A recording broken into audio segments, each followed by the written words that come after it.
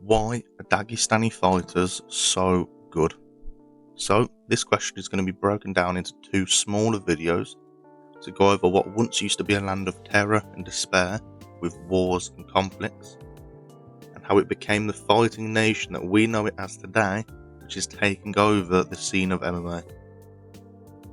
This video we are going to cover the history of Dagestan and the history of fighting and Sambo within the country.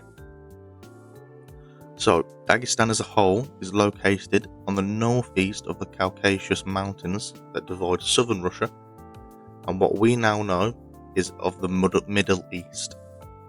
It is sat nearly 1,000 meters above sea level, with the tallest part of Dagestan being 4,500 meters above sea level. And they don't only train in these mountains, they sleep, eat and they live there. They have adapted and acclimatized to this location, and that is why they fight with such cardiovascular excellence. For example, the UK is under 200 meters above sea level. The tallest mountain is 1,500 meters above sea level, which is only 500 meters more than the average height of Dagestan. But we're going to go over this more tomorrow's video, when we're covering training principles, training locations and training disciplines. But to get a better view of why this small region of the mountainous area that divides Russia and the Middle East is so good, we're going to go back and look at the history of Dagestan, because fighting is within their genes and within their roots. Ever since the 6th century, Dagestan has known violence within the Russian territory. The Sassanid Empire conquered the east of the Caucasus mountain, putting Dagestan under the rule and influence of Persia. This conquest took over 100 years of war and violence. From there, the rule of Dagestan passed to multiple different countries, groups and religions. The most notable in today's impact would be the Arabian conquest, which brought the faith of Islam to the area, turning the region from a Christian following land to an Islamic following land, which is a key thing to remember, with a lot of Dagestani fighters being devout Muslims.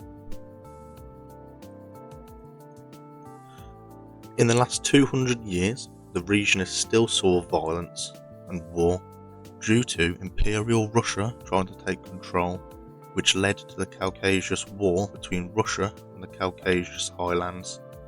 Later, Dagestan and Chechnya declared independence from Russia, naming that their alliance was the Mountainous Republic of the Northern Caucasus. Due to the industrialization of Russia, this bypassed Dagestan, leaving the area the poorest area in the sovereign Russia for a long period. In 1999, Chechnya launched a military invasion of Dagestan. The invaders were driven back only by the Russian soldiers, who later invaded Chechnya in retaliation. Even to this day, Dagestan is still an epicenter of violence within the North Caucasus, with a wave of anti-Semitic attacks occurring in Dagestan during the 2023 Hamas-Israeli war. As I said, this is a nation that is plagued by violence and war in every stepping stone in their history, which has led to them becoming a great fighting nation, which is impressive. But violence is also built into them due to all the war and the conflict of their history. So, as a dad, within this time, the best way to keep your children safe was to put them into wrestling programs. And these programs were elite due to the USSR and their critical approach to wrestling. There's a famous saying, wrestling to a Russian is what football is to a Brazilian. It's their pride and joy, especially during the mid-20th century and onwards. During this time period, the creation of Sambo took place, which was split into two styles, sport Sambo and combat Sambo.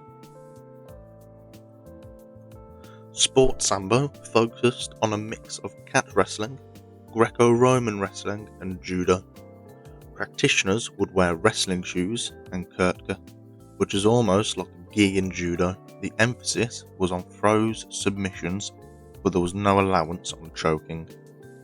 Combat Sambo, however, was developed in the military, resembling more modern MMA. It allows for all wrestling and throws, and also normal strikes like punches, kicks, knees and elbows. Combat Sambo even allows for headbutts, sock kicks and groin strikes, and practitioners are allowed to choke. Usually with this they would also wear shin guards and head guards as well for added protection. A lot of athletes from Russia that we see today trained Sambo from a very early age, showing their knowledge and understanding within the cage. The list of Sambo users is ridiculous to how many greats come from this background of fighting. Two fighters who used Sambo throughout their career are the brothers Fedor Emelianenko and Alexander Emelianenko, both fighters using combat Sambo to their advantage. Alexander being a 3-time Sambo world champion and Fedor being a 4-time world champion is one of the most honoured Sambo users ever, with him also being a 7-time Russian champion and a 2-time national bronze medalist in judo. Within the cage he was also undefeated. He was a Pride heavyweight champion and the last one ever, and for 7 years he was regarded as the best heavyweight in the world. And if you ask some MMA experts, they'll keep saying that he's one of the best heavyweights ever in MMA to this day. Other fighters who are known for using the likes of Sambo throughout their UFC career is Ikram Aliskerov, a UFC fighter known for Sambo use, as he is a Sambo world champion. Merab Davashvili, who was the UFC bantamweight champion who was trained in Sambo from an early age, and Shavkat Rakhmonov, the contender to the welterweight belt within the UFC and a fan favourite right now. But the main fighters to look at when you talk about Sambo will be Khabib Nurmagomedov and his team.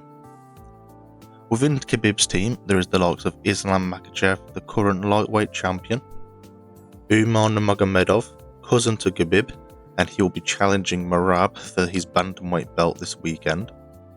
There is also Usman Nurmagomedov, the current lightweight Bellator champion, and Khabib is also known to invite fighters from all around the world for him to try and improve their grappling and try and influence their MMA game by introducing Sambo to them. This offer he made to Cyril Gane after his loss to Ngannou. There was an obvious lack of understanding when it came to grappling and wrestling skirmishes, which led to his loss. Cyril Gane didn't take him up on the offer, unfortunately, which who knows what would have happened if he fought John Jones and he knew Sambo. We all know John Jones beat Cyril Gane within 1 round, taking him down, controlling him and then submitting him. If Cyril Gane would have had basic knowledge of Sambo, would he have done any better? Someone who did take him up on the offer was Belal Muhammad, who has trained at Khabib's team and is now the welterweight champion and looked unbeatable when he fought against Leon Edwards. All of these athletes started training from a very young age, including Khabib, who started training from the age of 3 because of his dad, Abdulmanap Nurmagomedov, being his trainer. Khabib and his family was trained by his dad for almost all of his life, all the way from amateur Sambo and amateur wrestling to the champion of the UFC and one of the greatest lightweights ever, if not the greatest. Khabib unfortunately hung up his gloves when his dad passed away in 2020 due to coronavirus. Since then, Islam Makhachev has took his place and is now the lightweight champion. His cousin is fighting for the bantamweight championship belt, and his other cousin is the Bellator lightweight champion. Just like Khabib though, a lot of younger Dagestans and Russians are trained in wrestling and Sambo from a very young age. This gives them an advantage against a lot of opponents when it comes to experience and knowledge. Even more now than ever, the use of Sambo within the octagon rather than that in combat. As Khabib and his team have become role models to the Dagestani and throughout Russia as a whole, this has inspired a younger generation to train not only for self-defense within a brutal living situation, but also so they can have a future within MMA. But there has to be more reasons to why this nation is on a vertical rise to the top of the combat world. And not just Russia. Eastern Europe as a whole, you've got boxers like Usyk, Beterbiev and Bivol all on the rise and at the peak of boxing. And it isn't just about the amount of time they put in either, it's about how they train. There is a reason why Eastern Europe is dominating every fighting martial art at the moment. And in our next video, we are going to cover the training principles and the outside life of many of these fighting stars and the reasons why they are so successful within this mountainous region of Eastern Europe known as Dagestan.